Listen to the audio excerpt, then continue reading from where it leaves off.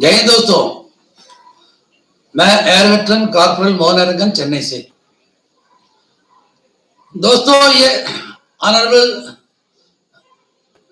Supreme court की आदेश के हिसाब से 16 दिसंबर तक OROP-2 लागू होना चाहिए। अभी और 50 दिन के आसपास बाकी है। अब OROP-2 के बारे में मैं कुछ बोलना चाहता हूं। जेसीओस को क्या मिलेगा? सबसे पहले जेसीओस का जो है 2018 के जो है एवरेज मैक्सिमम मिनिमम में अभी जो जितने भी ले रहे हैं ना, उससे भी ज्यादा मिल रहा है पुराने वालों को। यानी कि 2014 जुलाई से पहले जो भी रिटायर हुआ उनको मिल रहा है 24,233 और अभी जो रिटायर हो रहा है उसको मिल रहा है 23,150। ये 2018 की बात है।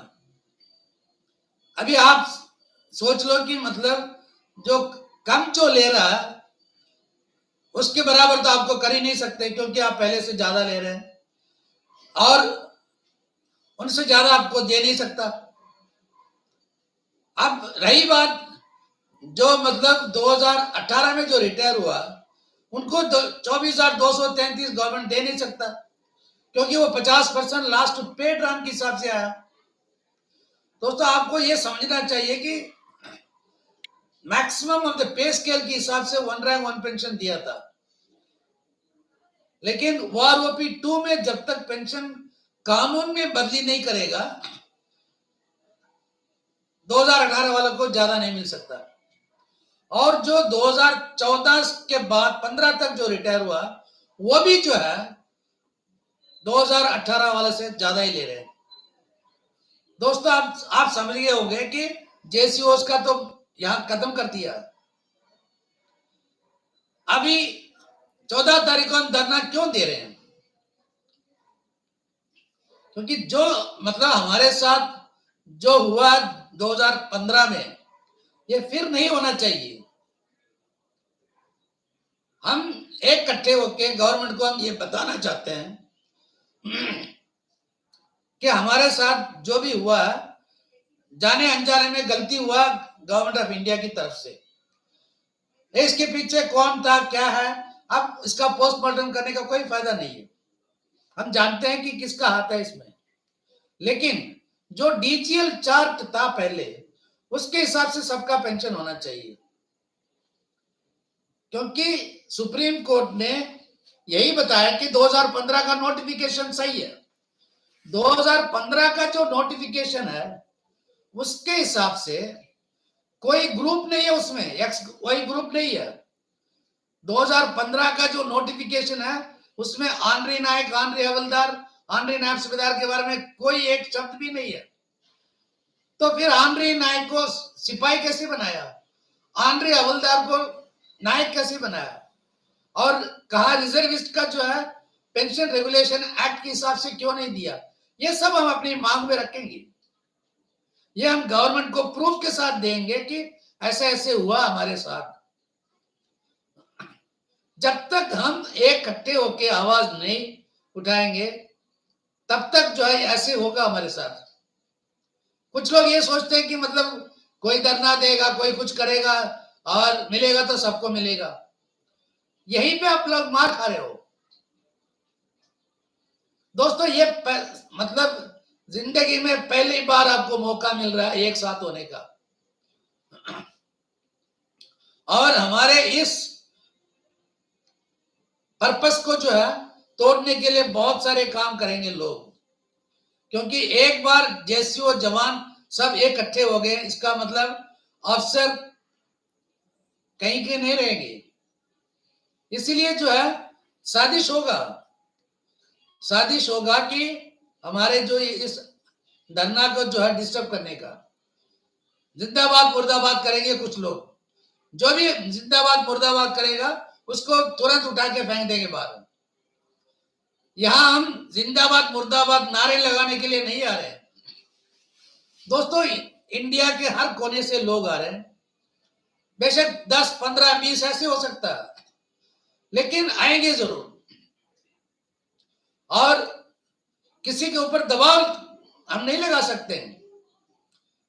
कुछ लोग कह रहे हैं कि क्या आप सरकार के ऊपर दबाव डालोगे? हम दबाव नहीं डालेंगे, हम दबाव डाल भी नहीं सकते हैं। हाँ, हम इकट्ठे होकर अपनी मांग डिमांड कर सकते हैं। हम क्यों मांग रहे हैं? अभी मैं 7 साल पुराने एक वीडियो देख रहा था, उसमें 2 लेफ्टिनेंट जनरल भाग ले रहे थे और दोनों का कहना यह है, 1 रैंक 1 पेंशन स्टार्ट होगा विडोस, शहीद परिवार, फिर सिपाही, नायक, हवलदार, उनको देने के बाद ही अफसर को मिलना चाहिए। ये आज से 7 साल पहले का वीडियो है। और दोनों लेफ्टिनेंट जनरल पता नहीं अभी कहां गायब हो गए, दोनों गायब, क्योंकि उनका जो मकसद था सर्कुलर नंबर 555 आने के बाद पूरा हो गया, सब गुल हो गए। हमारे साथ जो टेबल निकलने के बाद ही हमें पता चला, लेकिन उससे पहले भी हमें डाउट हमारे साथ कुछ हो रहा है, लेकिन कोई प्रूफ नहीं था। और दूसरी बात यह है स्पर्श। अभी देखो हर जगह स्पर्श के बारे में चर्चा चल रहा है, चाहे वो व्हाट्सएप हो या सोशल मीडिया हो। क्यों? क्योंकि स्पर्श एक ऐसा चीज हमारे सिर पर आ गया, हम बच नहीं सकते। उसमें पढ़े लिखे आदमी मार खा जाता है स्पर्श में। हमारे जो फौजी भाई हैं और जो वीर नारियां हैं, उनको कहां तक आता काम। आज मैं चेन्नई का डीपीडीओ के अंदर गया, 100 से ऊपर लोग बैठे हैं और हर डीपीडीओ से मैंने न्यूज कलेक्ट किया, हर डीपीडीओ से, पंजाब से लेके तमिलनाडु तक, हर डीपीडीओ में यही हाल है।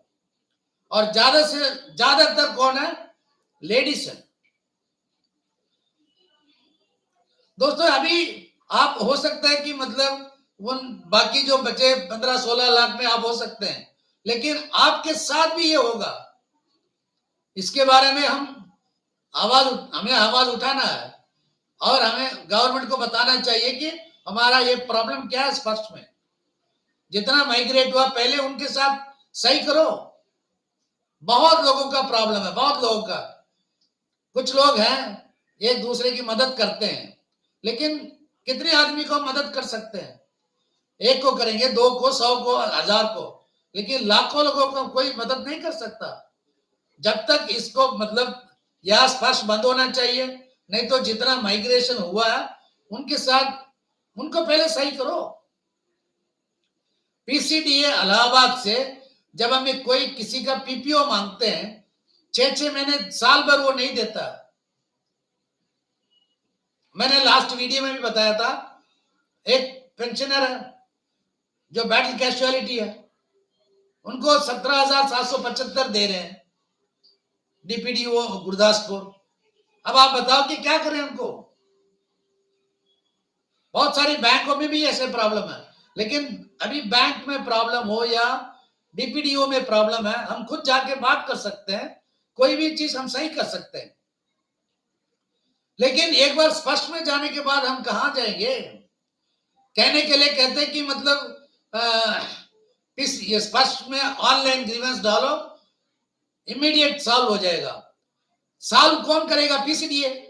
जिसको सॉल्व करना है उनको अभी एक पीपीओ देने के लिए 2-2 साल लग जाता है। कोई अमेंडमेंट है 6 महीने से लेके 1 साल लगता है। तो इसका मतलब स्पष्ट में प्रॉब्लम आएगा या नहीं आएगा, ये आपको खुद को सोचना है। जवान भाइयों, मैं ओआरओपी 2 किस लिए बता रहा हूं? दिसंबर 16 तारीख से पहले कोर्ट के आदेश के अनुसार गवर्नमेंट को देना पड़ेगा। अब की बार जो है, जैसे पिछली बार हुआ है वैसे नहीं होना चाहिए। अगर ऐसा नहीं होना चाहिए कि मतलब आप घर पे बैठे रहेंगे तो कुछ नहीं कर सकते।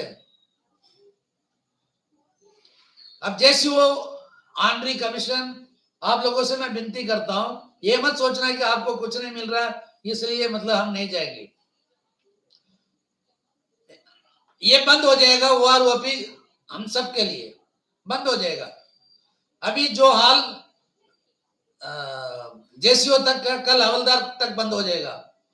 अगले ओआरओपी में हवलदार को कुछ नहीं मिलेगा, फिर सिपाही नायक को भी कुछ नहीं मिलेगा। ये क्योंकि हमारे जो मल्टीप्लिकेशन फैक्टर 2.57 से ऊपर नहीं दिया लास्ट टाइम सर्विंग वालों को, लेकिन ऑफिसर्स को कितना दिया। हम बार बार ये पॉइंट क्यों उठा रहे हैं, क्योंकि कानून वही बनाया। दोस्तों, अगर आप दिल्ली में रहते हैं तो किसी डिफेंस मिनिस्ट्री का जो है अंडर सेक्रेटरी से ऊपर जो भी है एमओडी में, उनसे पूछो कि हमारे साथ ऐसे मतलब आप लोग सलूक क्यों कर रहे हो, वो आपको बताएगा सच्चाई क्या है।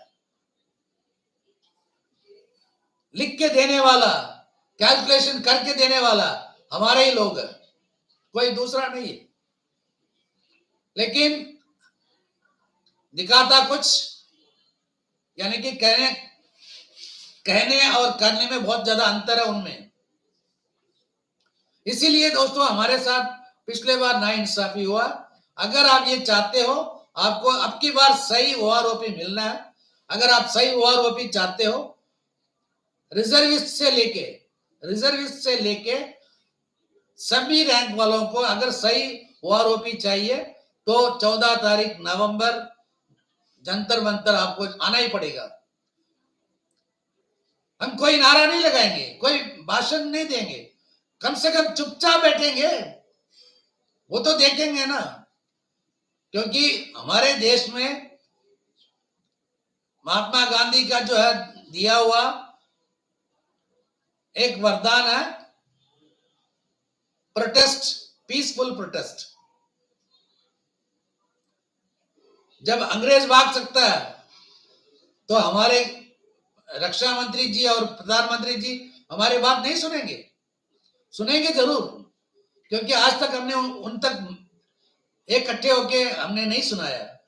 इसलिए वो सोच रहे हैं कि मतलब सब कुछ है, गलती हमारी है, हम इकट्ठे होके आवाज नहीं उठाया। अब हम आपको चांस दे रहे हैं 14 तारीख नवंबर। अगर मान लीजिए दोस्तों 14 तारीख नवंबर अगर आप लोग भाग नहीं लेंगे तो समझ लो कि आगे से कभी आपको ऐसे मौका नहीं मिलेगा, क्योंकि इसको आगे ले जाने वाले सब पीछे हो जाएंगे। आप इतना याद रख लेना, बाकी मैं आप लोगों के ऊपर छोड़ देता हूं। मिलेंगे 14 तारीख को। भारतीय सेना जिंदाबाद, वंदे मातरम, जय हिंद, इनकलाब जिंदाबाद।